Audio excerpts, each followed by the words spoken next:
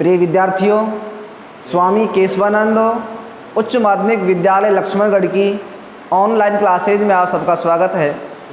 देखिए, आज हम कक्षा 10 के लिए जो टॉपिक पढ़ाने जा रहे हैं वह है लालाओ काल। अपना टॉपिक था कारक, काल और वाच्य, जिनमें से हम दो टॉपिक पहले पढ़ चुके हैं, कारक और वाच्य को। ठीक है, तीसरा टॉपिक है काल, जिसमें से 1 नंबर का प्रश्न आता है। ठीक है, देखिए काल का मतलब होता क्या है। काल को अंग्रेजी में कहते हैं टेंस। क्या कहते हैं? टेंस। और टेंस का मतलब होता है समय या फिर काल, यानी कि क्रिया के जिस रूप से समय का बोध होता है उसे काल कहा जाता है। काल का मतलब क्या होगा? क्रिया के जिस रूप से किसका बोध होता हो? समय का बोध होता हो, काल का बोध होता हो। ठीक है, उसे काल कहा जाता है। और हिंदी में जो काल होते हैं ना, वो कितने प्रकार के होते हैं लालाओ? 3 प्रकार के। ठीक है, एक होता है भूतकाल, जो कि बीते हुए समय का बोध कराता है। दूसरा होता है वर्तमान काल, जो कि चल रहे समय का बोध कराता है। और भविष्य काल, जो कि जीवन में आगे आने वाले समय का क्या कराता है? बोध कराता है। तो पहला काल है अपना भूतकाल। क्रिया के जिस रूप से बीते हुए समय का बोध होता है वह भूतकाल कहलाता है। जैसे एक बार एक राजा था। राजा था, जाने कब था, यानी पहले था, आज से पहले था। ठीक है, बीते हुए समय का बोध हो रहा है, इसलिए क्या है? भूतकाल है। 2 दिन पहले वर्षा हुई थी। वर्षा तो हुई थी, लेकिन कब हुई थी? आज से 2 दिन पहले। ठीक है, मोनिका पुस्तक पढ़ रही थी। मोनिका पुस्तक पढ़ रही थी, यानी काम भूतकाल में जारी था। ठीक है, तो बैठ गई बात समझ में? क्या कहना चाह रहा हूं मैं कि क्रिया के जिस रूप से किसका बोध होता हो? बीते हुए समय का, क्या कहलाएगा? भूतकाल कहलाएगा। ठीक है, अब देखिए भूतकाल के कई प्रकार भी होते हैं। ये भूतकाल होता है ना, ये 6 प्रकार का होता है। ठीक है, पहला जो प्रकार है लालाओ वो है सामान्य भूतकाल। ठीक है, इसमें क्रिया के रूप से यह तो ज्ञात होता है कि क्रिया भूतकाल में संपन्न हुई है, लेकिन यह ज्ञात नहीं होता कि कार्य कब समाप्त हुआ है। यानी कि क्रिया के जिस रूप से यह तो पता चले कि कार्य कब हुआ है, भूतकाल में हुआ है, लेकिन खत्म कब हुआ है उसके निश्चित समय का क्या ना चले, कोई पता ना चले, तो वहाँ क्या होगा? सामान्य भूतकाल होगा। और सामान्य भूतकाल की जो क्रिया होगी उसकी पहचान हम कैसे करेंगे? तो ध्यान रखिए, क्रिया के अंत में आपको क्या मिलेगा? आ, ई और ए की मात्राएं मिलेंगी। यदि क्रिया के अंत में आ, ई और ए की मात्राएं आए तो समझ लिएगा कि वहाँ कौन सा काल हुआ है? सामान्य भूतकाल का प्रयोग हुआ है। जैसे आयुष घर गया। अब गया जो है ना, इसके अंत में किसकी मात्रा आ रही है? आ की मात्रा आ रही है। ठीक है, मैंने खाना खाया, इसमें भी खाया, आ की मात्रा आ रही है। वे चले गए, गए ए की मात्रा आ रही है।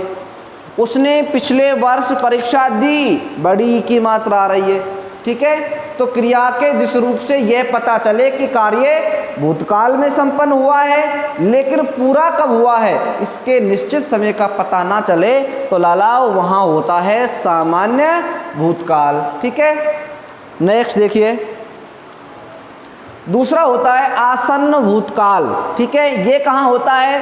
क्रिया के जिस रूप से यह पता चले कि कार्य भूतकाल में आरंभ हुआ था और वर्तमान काल में अभी अभी समाप्त हुआ है। इस क्रिया के अंत में क्या आएगा? आ है, ई है, ए है, चुका है, चुकी है, चुके हैं आदि शब्द आएंगे। ठीक है, यानी कि आसन्न भूतकाल कहाँ होगा? आसन्न भूतकाल वहाँ होगा जब क्रिया के रूप से यह पता चले कि कार्य आरंभ तो कब हुआ था? भूतकाल में हुआ था, और खत्म कब हुआ है? अभी अभी हुआ है, यानी वर्तमान में हुआ है। समझ रहे हो ना? शुरू तो भूतकाल में हुआ है, लेकिन आरंभ होने के बाद वो समाप्त जो हुआ है वो अभी अभी हुआ है, यानी वर्तमान में हुआ है। ठीक है, वहाँ क्या होगा, आसन्न भूतकाल होगा। क्रिया के अंत में आपको क्या मिलेगा, आ है, ई है, ए है, चुका है, चुकी है, चुके हैं। ये सारे शब्दांश जो होंगे ये कहाँ मिलेंगे आपको, क्रिया के अंत में मिलेंगे। अगर ऐसी परिस्थिति है तो काल कौन सा होगा लालाओ, आसन्न भूतकाल। उदाहरण देखिएगा, वह घर गया है, क्या आ रहा है क्रिया के अंत में, गया है, आ रहा है ना। दूसरा, मोनिका अभी घर आई है, यानी चली तो भूतकाल में थी और पहुंची अब आकर है, तो क्या होगा, आसन्न भूतकाल होगा। मैंने विचार किया है, बहुत गर्मी हो गई है, इन सब में कौन सा काल होगा, आसन्न भूतकाल होगा। यानी आसन्न भूतकाल वहाँ होता है जब कार्य भूतकाल में आरंभ होता है और वर्तमान काल में समाप्त होता है, यानी कार्य अभी अभी क्या हुआ है, समाप्त हुआ है, वहाँ होगा आसन्न भूतकाल। इसके बाद आता है पूर्णभूत। कौन सा आता है, पूर्णभूत। ठीक है, क्रिया के जिस रूप से यह पता चले कि कार्य बहुत पहले पूर्ण हो चुका है, यानी कि इस बात का हमें पता चल जाए कि कार्य भूतकाल में ही पूरा हो गया और बहुत दिन पहले पूरा हो गया, ऐसी परिस्थिति में काल कौन सा होगा, पूर्णभूत होगा। और क्रिया के अंत में पहचान क्या मिलेगी, आ था, ई थी, ए थे, चुका था, चुकी थी, चुके थे। ये वाक्यांश आपको कहाँ मिलेंगे, क्रिया के अंत में मिलेंगे। बैठ गई बात सुनने।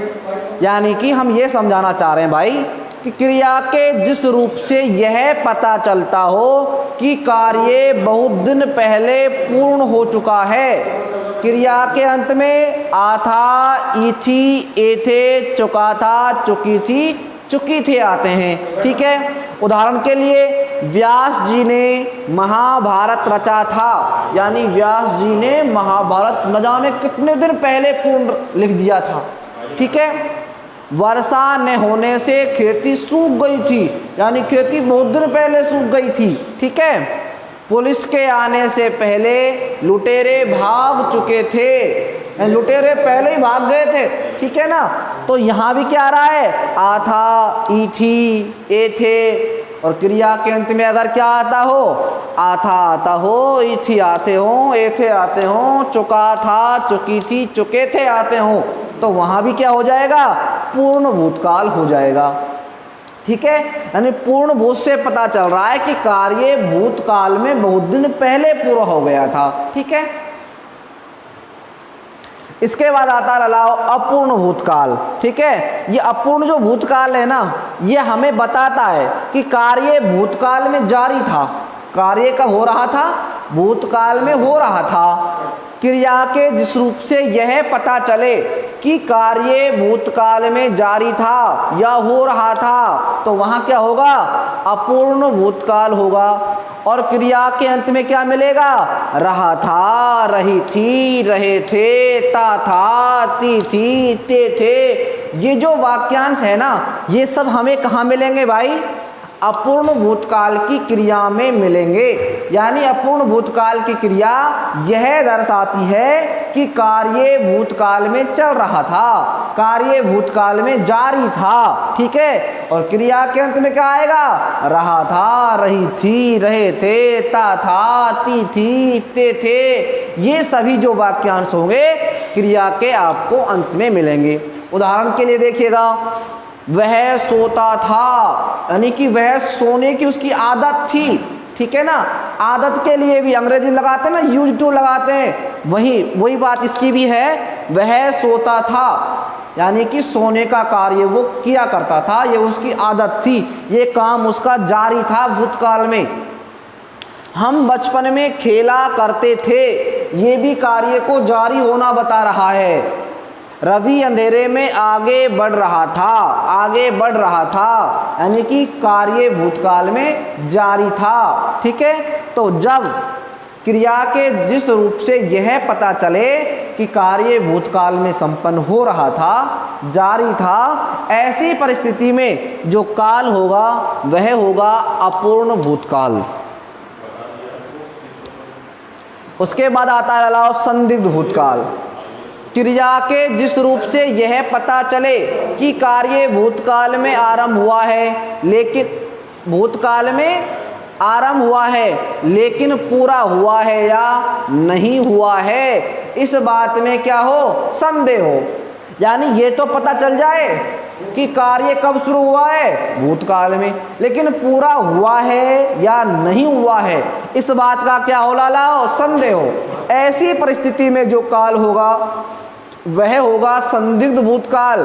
और क्रिया के अंत में क्या आएगा, आ होगा, ई होगी, ए होंगे आदि वाक्यांश आपको कहाँ मिलेंगे, क्रिया के अंत में मिलेंगे।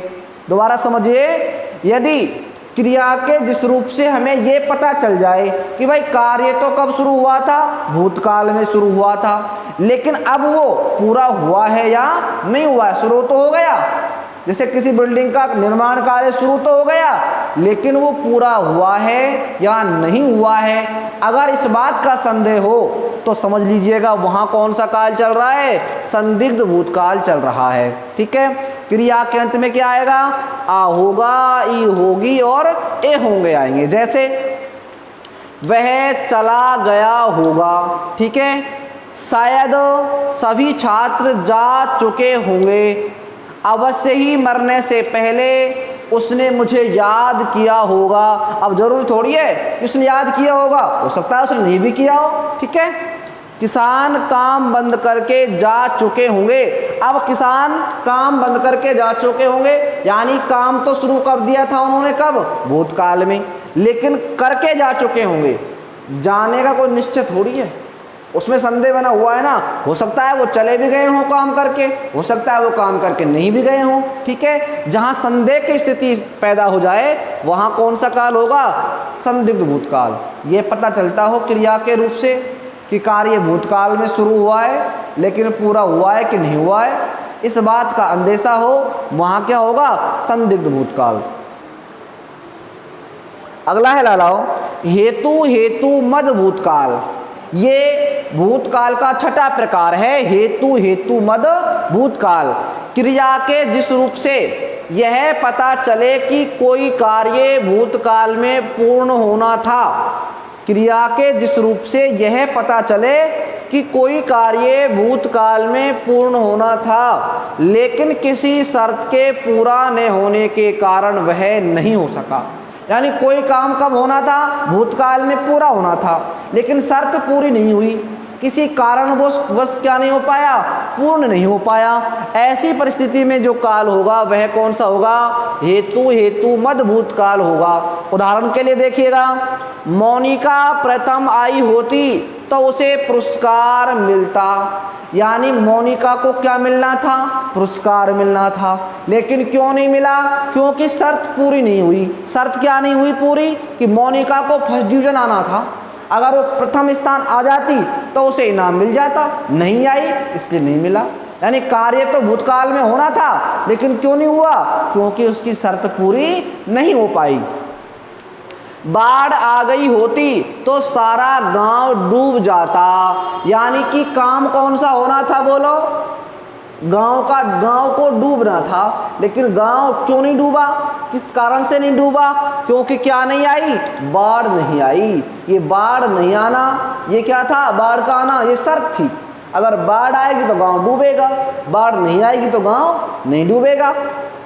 यदि वर्षा हुई होती तो फसल अच्छी होती, भूतकाल में कौन सा काम संपन्न होना था, फसल को अच्छा होना था, लेकिन फसल अच्छी क्यों नहीं हुई, क्योंकि वर्षा ही नहीं हुई। ये वर्षा क्या हो गया, ये कारण हो गया।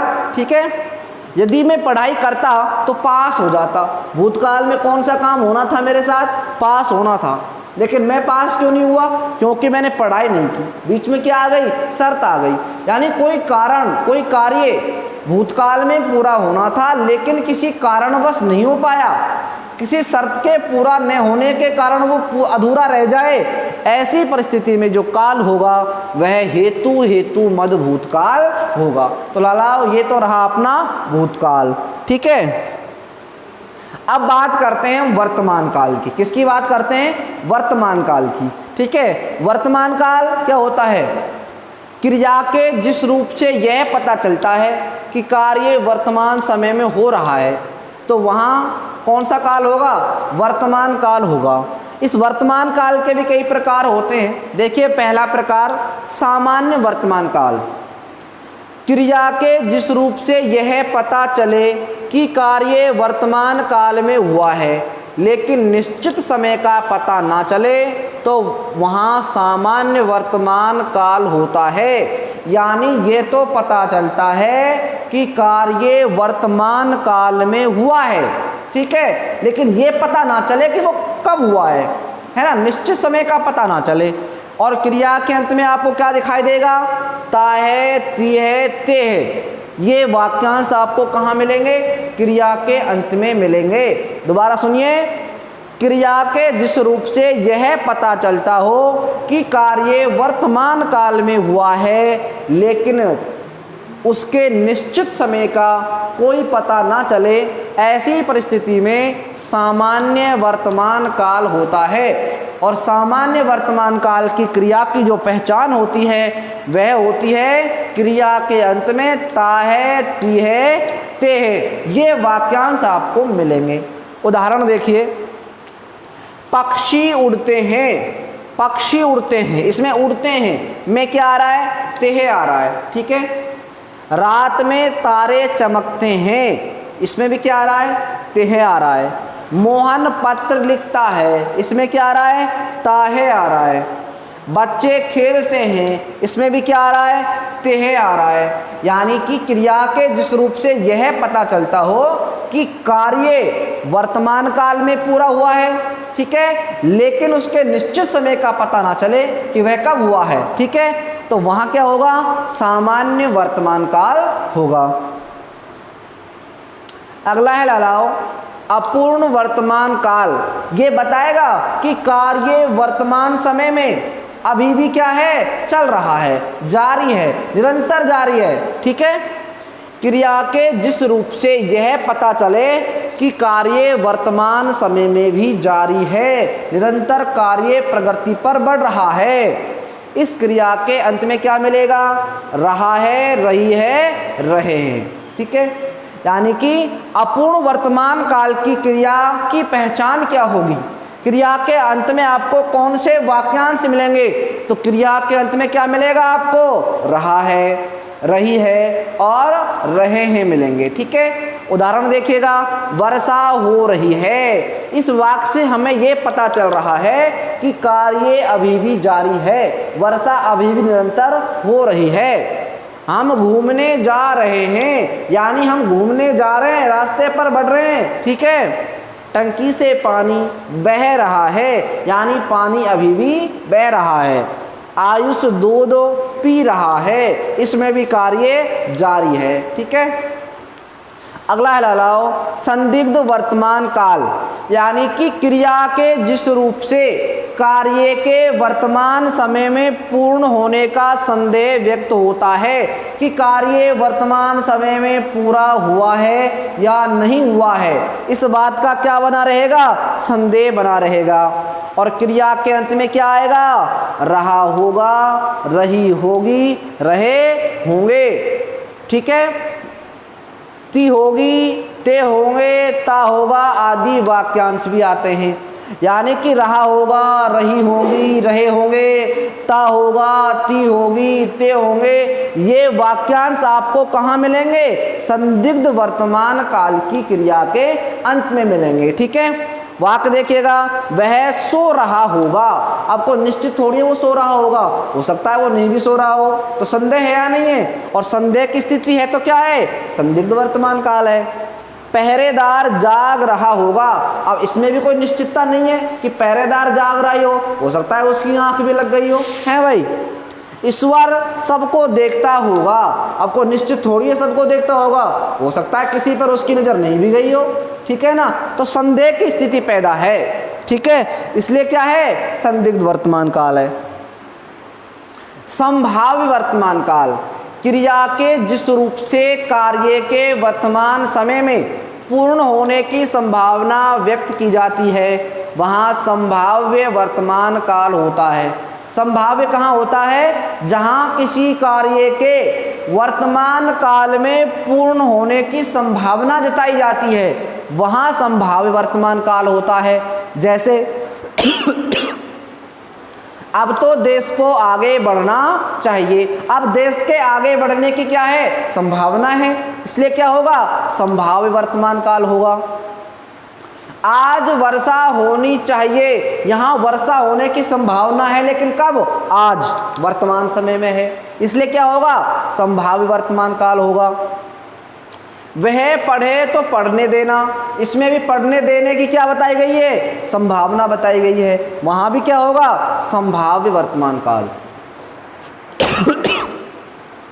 प्रिय विद्यार्थियों, इस वर्तमान काल का एक और प्रकार होता है, ठीक है, लेकिन ध्यान रखिए, अंग्रेजी की तर्ज पर अगर देखा जाए, अंग्रेजी के अनुसार अगर पढ़ा जाए तब तो ये इसका प्रकार होता है, लेकिन हिंदी में बहुत सारे विद्वान इसका समर्थन नहीं करते हैं। लेकिन मैं आपको इसकी जानकारी दे देता हूँ। एक काल होता है पूर्ण वर्तमान काल, ठीक है, पूर्ण वर्तमान काल, और भी होता है किसका प्रकार? वर्तमान काल का प्रकार।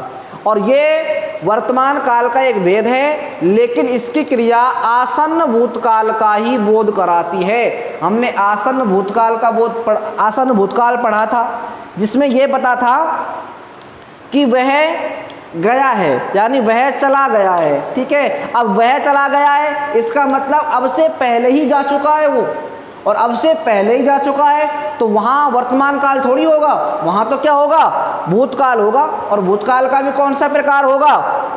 वो आसन्न भूतकाल, ठीक है। तो ध्यान रखिए, इस तरह के अगर वाक्य आए, अगर कारक कालवाची में हमसे इस तरह के वाक्य देकर के पूछता है, तो आपको वहाँ पूर्ण वर्तमान काल ना लिख करके हमें उसे आसन्न भूतकाल ही मानना है, क्योंकि बहुत सारे विद्वान उसी का समर्थन करते हैं, लेकिन कुछ विद्वान पूर्ण वर्तमान काल को भी मान्यता देते हैं, ठीक है। घड़ा पानी से भर गया है, भर गया है इसका मतलब पहले ही भर चुका है, लेकिन क्यों मान रहे हैं हम इसे वर्तमान काल? क्योंकि क्रिया के अंत में क्या आ रहा है हूँ, यानी है हूँ हो आता है। ऐसी परिस्थिति में सामान्य रूप से हम क्या मान लेते हैं? वर्तमान काल मान लेते हैं। बस यही तर्क है कि अगर क्रिया के अंत में है हूँ हो आ रहा है, और क्रिया के अंत में है हूँ हो कहाँ आता है? वर्तमान काल में आता है ना। इसी तर्क के कारण हम इसे पूर्ण वर्तमान काल कह सकते हैं, वरना है ये क्या? और अगला काल है बच्चों, वह है अपना भविष्य काल, ठीक है। भविष्य काल क्रिया के जिस रूप से जीवन में आगे आने वाले समय का बोध होता है, वह क्या कहलाता है? भविष्य काल कहलाता है। सामान्य रूप से हम ये देखते हैं, क्रिया के अंत में क्या मिलेगा? गा गी गे मिलेगा, ठीक है, और कार्य भविष्य काल में संपन्न होगा, ठीक है। यदि क्रिया के जिस रूप से इस बात का ज्ञान हो जाए कि कार्य भविष्य काल में हुआ है, तो वहाँ काल कौन सा होगा? भविष्य काल, यानी आगे आने वाले समय का बोध किससे होगा? भविष्य काल से होगा। इस भविष्य काल के भी कई भेद होते हैं। पहला जो भेद है वह है सामान्य भविष्य काल, ठीक है, जिसमें क्रिया के जिस रूप से यह तो पता चलता है कि कार्य भविष्य काल में पूरा हुआ है, लेकिन निश्चित समय का पता नहीं चलता है। यानी ये तो पता चले कि कार्य कब होगा? भविष्य काल में होगा, लेकिन कब होगा, किस समय होगा, इस बात की निश्चितता का कोई पता नहीं चलता है। और क्रिया के अंत में क्या मिलता है? गा गी गे। ये वाक्यांश आपको कहाँ नजर आएंगे? क्रिया के अंत में आएंगे।